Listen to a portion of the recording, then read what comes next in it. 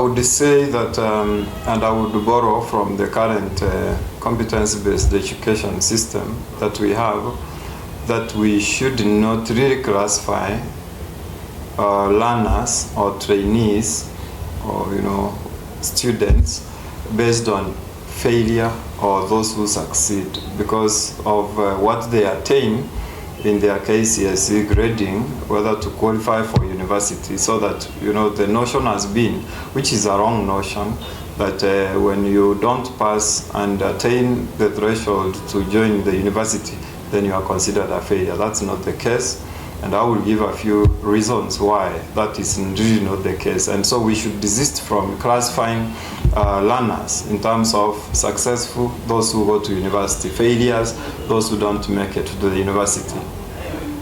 When you look at the education system, and this is where I will go into the details, is that obviously there is a normal curve first in every performance. And the performance at the Form 4 or O level is meant to, of course, classify learners, but it may not be as objective as the current competence-based education, where you look at the individual capability and potential and assess them based on that and enable them grow their potential. The current system is a blanket assessment where whether you are good in biology or STEM or whether you are good in arts, you still have to be examined on all of them, and you still either have to pass, therefore be declared successful, or you fail because you did not make it to the university. Therefore, that system of assessment is purely knowledge-based. It depends on your ability to memorize content or on your ability to, understand concepts across the board. Yet, we know that as human beings, we are unique. We have our different abilities. Some are good in some STEM programs, some are good in arts. And so nobody should be denied an opportunity, especially to a livelihood or to a career, simply because we assessed them on certain variables or parameters that didn't seem to favor their potential. So what I want to say is that for anybody who did not make it to the university, I want to explain 1, 2, 3 issues that make them not failures. The number one, I will talk about the TVET, because of course everybody is telling these young people, join TVET. Even myself, that's what I'm advocating for. But what are the real reasons behind our conversation about TVET, and why are we insisting that these young people have not failed in life? They have just possibly not attained what they desired at that level. Number one is what I classify as the trichotomous nature of TVET programs. What I mean by that is that when you join a TVET institution, you have 3 expected outcomes. Number one, you can employ yourself. In fact, you can employ yourself and employ others. Look at a student who studies, for example, hospitality. They are very good in pastries and bakery.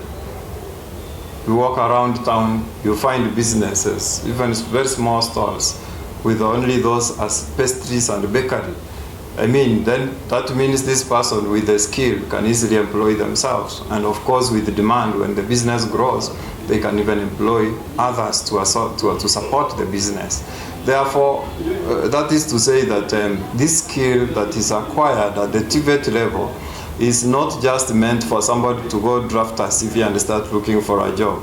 If there is a way, a mechanism, or whether through the parents or any other such organization, these young people who graduate with these skills can be empowered, they could easily start their own businesses.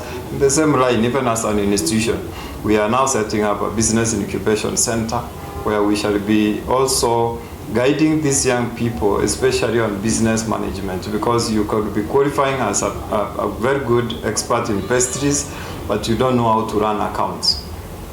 So we want to set up this incubation center, which would be enabling them to gain some bit of business skills on how to run a business, so that also we reduce the failure rate of startups, because startups, of course, have a lot of challenges, and that's where we want to also work with industry and experts to prepare our graduates properly for that route. That's number one. Number two, of course, people get employed. Most of them, they exit and they also get themselves employment in their respective career areas or industry, and that is still another option. And just to talk about possibly why also talk about employment, because then the reason maybe these young people want to go to the universities because they believe that with a degree certificate, then you are very easily likely to get yourself a job. But of course, we are in this country and we have seen the levels of unemployment. We have also seen, even graduates coming out and declaring their certificates null and void at their personal level, because they feel 5 years down the line they have never gotten a job. Some have even, burnt up their certificates because they feel a lot of frustration because of lack of jobs. But then why could that be also the case? Look at the pyramid nature of organizations in terms of the organogram or the organization structure. Ideally, universities or degree level education should prepare or produce supervisors, meaning these are people who should come and start programs like what we regularly refer to as graduate management trainees. These are people who should come to organizations, whether in government or private sector, to start a program in their career of eventually growing to managers. Now, that level is not in the bottom of the pyramid. The bottom of the pyramid is where we require a lot of clerks, artisans, and other level of staff like that. These are not degree holders. So when you look at the employment, you will find that there is a CEO in just any typical organization. That's why I'm classifying it as a pyramid nature. You will find the CEO is just one. Then you go down, you will find maybe a few managers. Then you move a bit lower, you find some leaders or supervisors, a number of them. And by the time you are at the people who are really the producers, assuming it's in a manufacturing company, that's where you find the thousands. And these thousands are the ones we are producing in TVET. These are now the people with the technical skills. So when you look at the opportunities available for this person from the university who is supposed to join management training and become a manager, or that level of management later, against this person who is graduating from a TVET institution, who's supposed to start from the very bottom as they move up career-wise, you find that the opportunities that exist in a typical situation in organizations are much more for the TVET graduate than the degree holder. Number 3 in the trichotomy I was talking about is progression. We are all aware that under the Kenya National Qualifications Framework and therefore the authority, you could start with any level, whether in the formal system where we are at SAN or the levels as classified under the KNQA, and be able to move up in the academic journey all the way to becoming a PhD holder. Now, what happens at this level? There is no barrier to how much you can achieve if you start from whatever point you start. However, there is a key important issue I need to mention there, and I usually give this example a lot. Sometimes you will find that the skill level of a person, when I compare one-on-one, assuming we have a doctor, a PhD holder in automotive engineering, who started his level of study at the degree level, and we have a PhD holder, a doctor, still in the same profession, automotive engineering, who began their studies at certificate level. These two you may not necessarily compare Why? Because of what I refer to as the accumulation of knowledge and skills.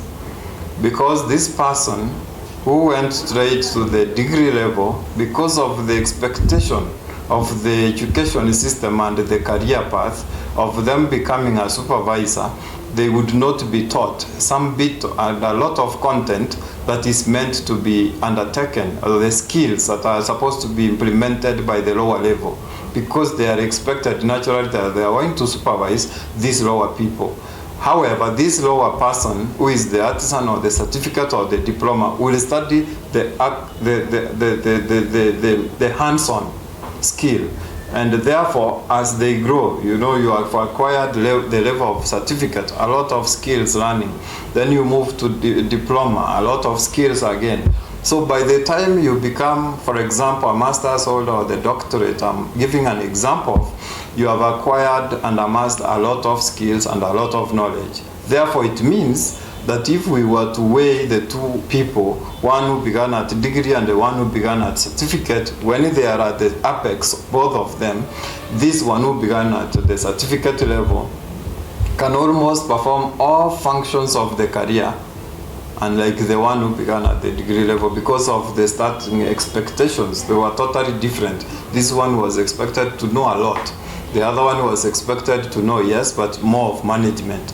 Therefore, it is a very good thing, I will say so, that somebody does not think they are failures, because you can see that path is still open.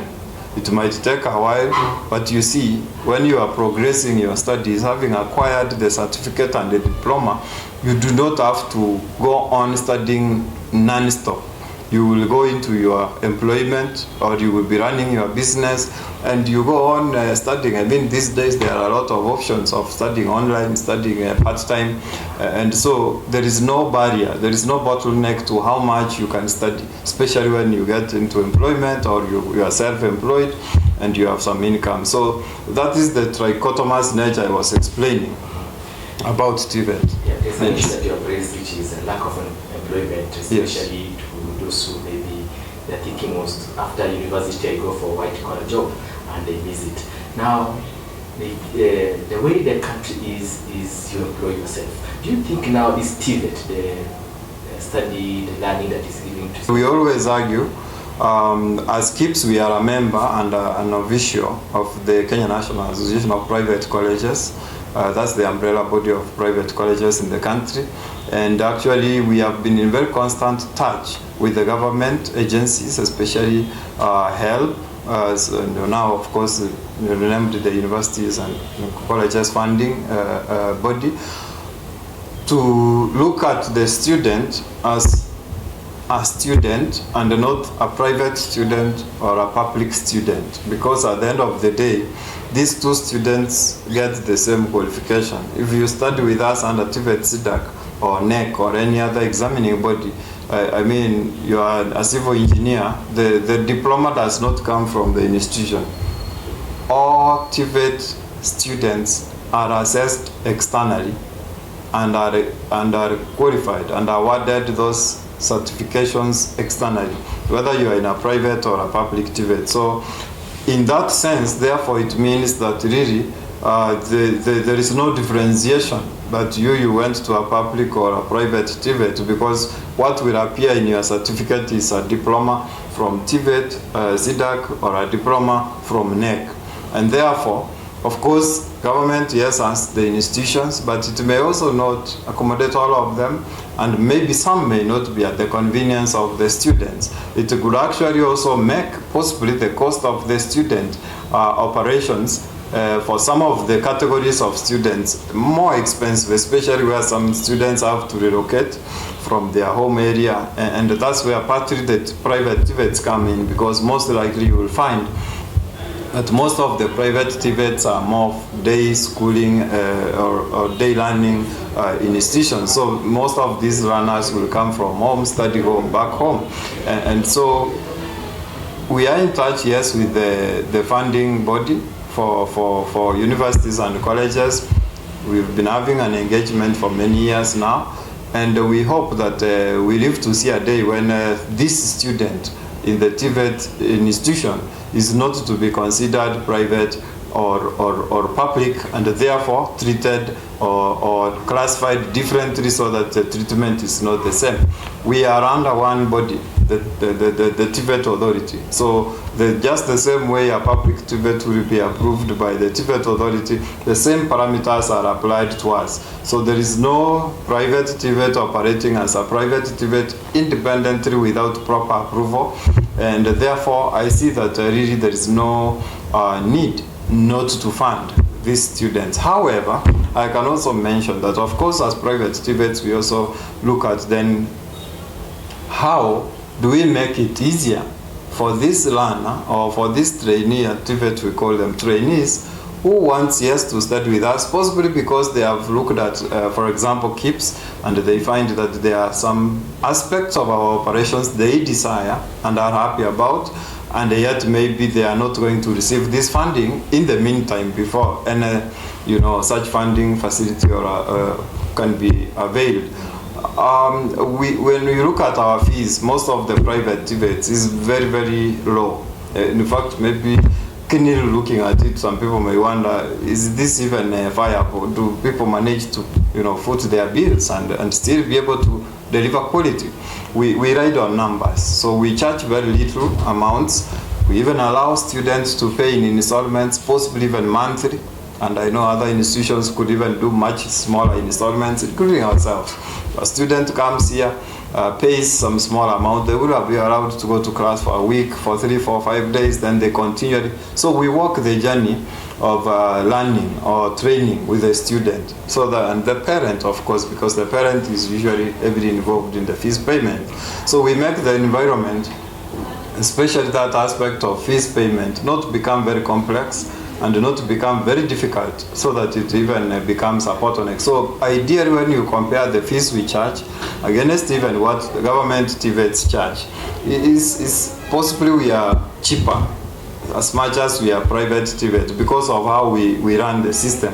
And of course, the other students, of course, in public TVET will still have a burden of a loan to pay later, but maybe for ours, because of the low figures, if the parents can afford, then that burden is already removed from them. However, we are also working, of course, for those very neat cases, like an institution like ourselves. We have the body called Chansen and other bodies that are willing actually to support or to loan students in also private TVETs. We have made quite some progress, and so soon we hope that we shall be also availing a facility where even students in our institution can also access a bit of loans to be able to support their education. Of course, this also usually happens, especially in a case where there is a change of the setup, possibly in the family, or a student joins us, then there is maybe a demise of a parent, or the sponsor stops sponsoring the student for whatever reason. So for such cases, we have also been working on the mechanisms to ensure that these students don't drop, because then when they drop, and then that's where their dreams, more or less for career and other such dreams come to a halt. As we finish, we have another small issue, mention it about the quality education. This private institution, some of them, people maybe they're speaking outside there, they are not originally registered, clearly registered. They open an institution, they take students, maybe after 6 months, no student, no school, everything has been closed. How can students know that the institution they are going to register, they are taking the education is a safe institution? Currently, you cannot run a TVET institution without proper registration and licensing. In fact, the controls are very severe, such that in cases you will find that the TVET authority will license you, and the examiner or the regulator will also want to know what you are doing.